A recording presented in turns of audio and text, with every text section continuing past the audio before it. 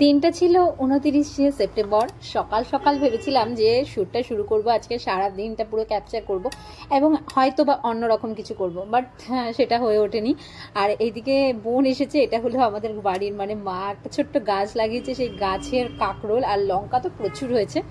আর শটাং চলে এসেছি রাত্রিবেলা, মানে হচ্ছে গিয়ে এটা কি বলবো, যাকে বলা চলে চোখ আড়াল করে আসা। তো সেইভাবে আমি আমার প্ল্যান মাফিক কোনো কিছুই করে উঠতে পারিনি, তবে যতটা পেরেছি ততটাই শেয়ার করছি। হচ্ছে গিয়ে খোলসা করে বলি, হচ্ছে আমার কর্তামশাইয়ের 29তম জন্মদিন 30শে সেপ্টেম্বর, মানে আগামীকাল।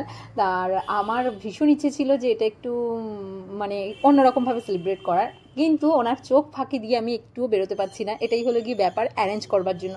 তাও বোন সাথে ছিল বলে যতটুকু পেরেছি বোনের জন্যই পসিবল হয়েছে, যেটা আমি মানে না বললেই নয়। তো এখন রাত্রি প্রায় 9টা বাজে, আমি এসেছি এম বাজারে বোনকে নিয়ে। আর হ্যাঁ, এটা দুর্গাপুজোর আগে আগে ছিল, তো সেই কারণবশত এম বাজার 10টা পর্যন্ত খোলা থাকতো। আর আমার সেই কারণে সুবিধা হয়েছে। রাত্রি 9টার সময় কর্তামশাই এসছেন, তো আমি ওনাকে মানে আমি স্টুডিওতেই বসেছিলাম। আমি বললাম কি বোনের একটা কি কেনার আছে, ভেরি আর্জেন্ট, তো আমাকে যেতেই হবে। বলছে কালকে সকালে নিয়ে নাও, কিন্তু আমি তো জানি সকালে আসলে পসিবল নয়। তো যাই হোক, সেরকম করে মানে একেবারে চোখ ফাঁকি দিয়েই বলা যায় এসেছি। আর সত্যি কথা বলতে ও 1%ও জানতো না। এইটাই হচ্ছে গিয়ে চোখ ফাঁকি দিয়ে একেবারে পুরো সারপ্রাইজ প্ল্যান করতে গিয়ে আমি পুরোপুরি ঘেটে গেছি, যেটা আমি মানে যেরকম চিন্তাভাবনা করেছিলাম তার সাথে পেরে উঠিনি। তো আসার কারণটা আমি বলি, সেটা হচ্ছে গিয়ে আমার বিবাহিত জীবনের পর থেকে আজও পর্যন্ত আমি প্রত্যেক বছর ওকে একটা টি শার্ট দেওয়ার চেষ্টা করি। আর আগে যখন একদম বিয়ে হয়েছিল তখন আমার হাতে অল্প পয়সা থাকতো, আমার মানে পুঁজি অনুযায়ী, মানে আমার কাছে যত পয়সা আছে সেই অনুযায়ী আমি টি শার্ট দিতাম। তো এখন আমার কাছে যে অনুযায়ী আছে আমি সেই অনুযায়ীই দেবো। তো আমি প্রত্যেক বছরই ওকে একটা টি শার্ট দিই, আর কিছু দিই বা না দিই। তো এবছরে ইচ্ছা হলো যে কেন বাদ দেবো, মানে এবছরে একটু অন্যরকম প্ল্যান করছি, কিন্তু তাও ভাবলাম যে টি শার্টটা কেন বাদ দেবো। টি শার্ট আর কেক আমি প্রত্যেক বছর দিয়ে এসেছি, তো এবছরেও বাদ দেবো না। তো যেমন কথা তেমন কাজ। তো বোন বললো ওই চেক টি শার্টটা নিতে, যদিও ওর চেক খুব একটা পড়ে না, ওর পছন্দ নয়, তবুও বোন বললো সেহেতু নিলাম। নিয়ে তারপরে আরেকটুখানি ঘোরাঘুরি করলাম, আর মলে আসবো, লেডিস কাউন্টারটা দেখবো না, এটা কখনো হয় নাকি, পসিবলই নয়। তো যাই হোক, দেখাশোনার পরে এই প্লেটগুলো একটুখানি পছন্দ হলো, তো এটাও নিয়ে নিলাম। যদিও আমি ভিডিওটা আপলোড করছি অনেকটাই দেরিতে, কিন্তু 2023-এর দুর্গাপুজো ছিল 20 তারিখে। 20 তারিখ থেকে দুর্গাপুজো স্টার্ট হয়ে গিয়েছিল। তো আমি 29শে সেপ্টেম্বর আর কি, আমাদের এখানে কলকাতাতে তো বলতে গেলে মহালয়ার আগে থেকেই পুজো, আমি নিজেই প্রথমাতে বেরিয়েছিলাম। তো 29 তারিখ মোটামুটি পুজোর ভিড় চলছে। আর এদিকে আমি আলাদা করে কোনো ব্যাগ নেইনি, কারণ হচ্ছে ব্যাগ নিলে আমি ধরা পড়ে যাব। তো সেই কারণে আমার সাইড ব্যাগ যেটা ছিল তার ভিতরেই সমস্ত জিনিসটা গুছিয়েছি। আর এবার একদম সামনে বাজারের সামনে ছিল মিয়ামরে, তো এটাই আর একটা সুবিধা যে কেকটাও এখন নিয়ে নিই, কারণ হচ্ছে যেহেতু পুরোটা না জানিয়ে করা, তো সেহেতু হচ্ছে গিয়ে আমাকে সকালবেলা নিয়ম মাফিক স্টুডিওতে যেতে হবে, আর বিকেলবেলাও আগামীকালকে স্টুডিওতে যেতে হবে। তো চোখ ফাঁকে দিতে একদমই পারবো না, তাই সেই কারণে ভাবলাম যতটা এগিয়ে রাখা যায়। তো যেমন ভাবা তেমন কাজ, কেকটা নিয়ে গেলে অনেকটা সুবিধা হয়। আর আমার বাড়ির একদম পাশাপাশি কেকের শপ নেই, এতটা দূরে বোন একা একা আসতে ভীষণ অসুবিধা হবে। আর এখন প্রায় 9:30 বাজতে যায়, কেকের কাউন্টার প্রায় ফাঁকা।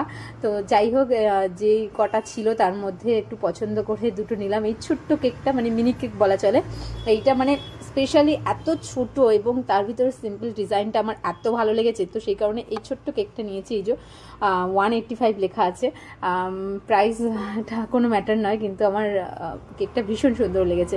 দুটো কেক নেবে ভেবেছিলাম, এরই মধ্যে মা ওপাশ থেকে ফোন করেছে, মানে বাবা বললো ওদের তরফ থেকে একটা কেক কিনতে, বাবা অনলাইন পেমেন্ট করে দিয়েছে। তো বাবাদের তরফ থেকেও একটা কেক, আর আমার তরফ থেকে, তাহলে ভাবলাম যে এতগুলো কেক নিয়ে কী হবে, আমার তরফ থেকে ছোট্ট কেকটা থাক। আর তাড়াতাড়ি করে নিয়ে চলে গেছি, আর কালকে আবার বেরোবো, তো সে কারণে দুজনের কেকটাই নিয়ে নিয়েছি। যা যুদ্ধ করে এনেছি সে কারণে বাড়িতে এসে আগে দেখছি কেকগুলো জ্যান্ত আছে কিনা, কারণ হলো মানে এক প্রকার লুকিয়ে আনা তো না, কেকগুলো সব একটা ব্যাগের ভেতরে নিয়ে কিভাবে এনেছি সেটা শুধু আমরাই জানি। আর এইদিকে আর একটা কাণ্ড বলি, যে এই কড়াইটা আমি কিনেছি, আমার বক্তব্যটা আমি আগে শোনাই। আমি ব্যবসায়ীর একটা ওয়াইফ হয়ে, ব্যবসায়ীর ওয়াইফ মানে তো ব্যবসা সম্পর্কে জানি, তাহলে কি করে এরকম বলদ বলদ কাজগুলো করি আমি নিজে জানি না। আজব, আমি জানি না, ঠকে তো গেছি 100%। মানে এই 20 cm এর কড়াইটাকে আমি কিনেছি 600 টাকা দিয়ে। মানে আমি একেবারে প্রাইস রেট সম্পর্কে একটুও ধারণা নেই আমার কোনো রকম, আমি কেনাকাটি একদম করতে পারি না টু বি অনেস্ট। আমার কাছে ওই মলে যে প্রাইস রেট লাগানো থাকে ওই জিনিসগুলোই বেটার, এক প্রাইস একে আমি একদম পারি না।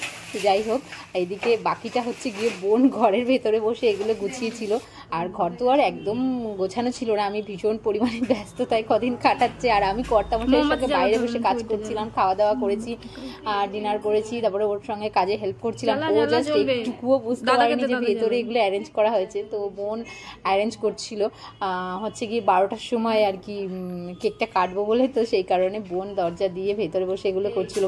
আর মানে কি বলবো, আমি যদি ওকে হেল্প করতে আসতাম ও ধরে ফেলতো যে ভেতরে কিছু একটা হচ্ছে, তো ও একদম বুঝতে পারেনি, ভেবেছে বোনের কাজ করছে। আর বোনের এক্সপ্রেশনটা যদি আমি দিতে পারতাম বা ওর এক্সপ্রেশনটা, তাহলে আরো বেটার হতো। আমি পাচ্ছি না ওগুলো খুঁজে, এখন অনেকটা টাইম পরে এডিটিংটা করছি। মানে বোন ভাবছে কি যে যেন একটাও বেলুন না ফাটে, মানে ও ফুলাচ্ছিল যখন ও ঠাকুরকে বলছে যেন একটাও এ না হয়, তাহলে দাদা বুঝে ফেলবে। আমি বলছি কাটো।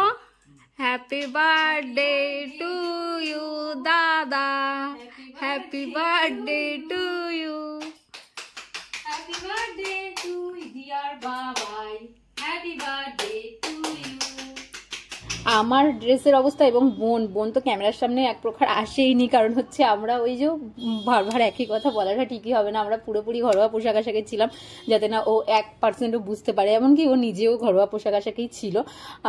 তো এক্সাইজের উপর এই টি শার্টটা, এটাও ঘরোয়া টি শার্টই আমি ওকে জোর করে পরিয়ে দিয়েছি, কারণ হলো ক্যামেরার সামনে থাকবে তাই জন্য। বোন একদমই আসতে চাইছিল না। তো যাই হোক, মোটামুটি ভালো কাটলো। ও বুঝতেই পারেনি, এটাই হলো কি অ্যাকচুয়ালি মনেই থাকে না, ওর মনেই থাকে না কোন দিন কি, তো সেই কারণে আরোই বুঝতে পারে না। বেশ একটা নিজের আনন্দ লাগলো যে চলো, যে মানুষটা এত কিছু করে তার জন্য আমিও কিছু করছি, বা তার একটা দিন অন্তত একটু আনন্দের কারণ হলাম, বাস এটাই ভালো লাগা, এছাড়া আর কি। আর কালকে তো আরও কিছু সারপ্রাইজ ওয়েট করে আছে, যেটা মানে এই কেক কাটা, গেঞ্জি, টি শার্ট দেওয়া, এটা তো প্রত্যেক বছরই হয়ে আসে নিয়ম মাফিক, কিন্তু কালকে যেটা হচ্ছে সেটা ওর কাছে আরও সারপ্রাইজিং থাকবে, কারণ হলো ও জানেই না কালকে কি হতে চলেছে।